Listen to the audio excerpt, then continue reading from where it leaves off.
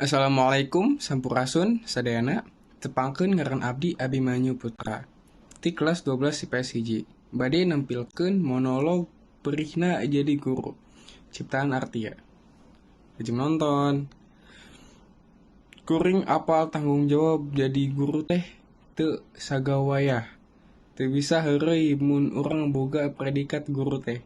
Senajan lain di sakola, kuring angger ti sebutna Pak Guru. Mun ka masjid, ku tetangga angger weh osok disebut Pak Guru.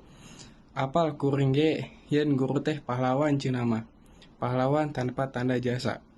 Tapi naha ongkoh kuring teh pahlawan, tapi da kanyeri jeung beban jadi guru teh kacida perihna, kacida hesena.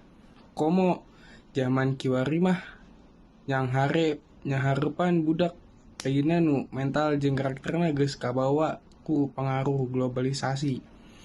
Jeung luntur tah etika tata krama anu diceunah dijunjung luhur budak ayeuna.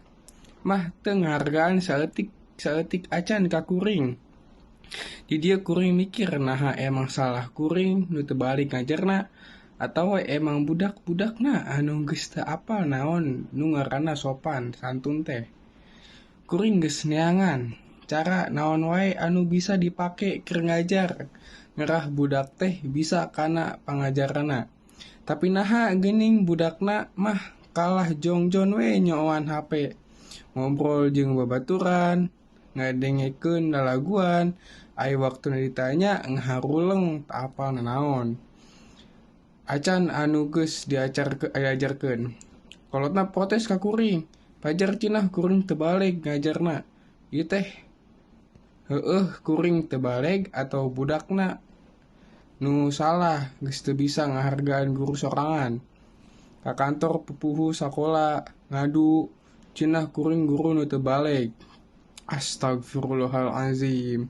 Gusti nu Maha Agung, kudu kumaha kuring nya hareupan nu kieu. Pantes kuring teh disebut pahlawan mun jiga kieu wae. Iwal ti sabar jeung sabar nu bisa nyemangatan diri ieu. Kuring ngerasa salah, tapi kuring teh geus usaha ngarubah ngadidik barudak yen bisa apal deui kanu ngaranna etika. Tapi untungna aya keneh hiji dua budak anu bisa semangat kuring dina ngajar ieu. Budak nu dididik ku kolotna. Budak nu ngarti kana etika, nu nyieun diri ieu semangat. Yen kuring teh kudu bisa ngadidik nu lain, meh hade kalakuana, jeung teu ninggalkeun sopan santun anu jadi pangaweruh pangluhurna. Rengse. Assalamualaikum warahmatullahi wabarakatuh.